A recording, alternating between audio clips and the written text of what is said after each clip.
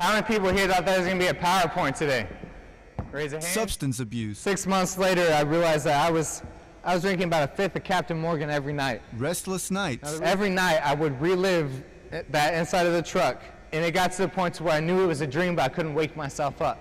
And the paranoia. Because every night before I went to bed, I had to walk through my house to make sure every door was locked, every window was locked. I had an escape plan. I knew what I would do if someone ever broke in. I mean, I was so paranoid. All things that this veteran suffered through after Iraq and would eventually lead to his suicide attempt by overdosing on alcohol and pills in November of 2010. And I was angry because this is the only way to stop the pain, the only way to deal with who I am. At Camp Casey's Kerry Gym, Andrew O'Brien, the founder of the Wish Project, speaks to more than 300 2nd Infantry Division soldiers and KATUSAs as part of his 3-day tour in Korea, sharing his experience to soldiers about suicide. There's always the people that want to prevent suicides. There's a lot of good people out there.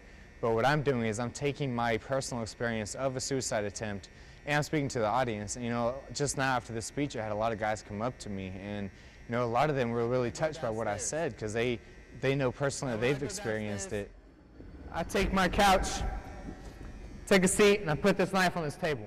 The biggest thing is not to be ashamed. You know, it's not something to be ashamed by, even if you haven't been deployed before. We're human beings. We suffer from the same things that everybody else does, and it's okay to get help. And in this moment, all the anger starts building up. My body starts shaking. You know why?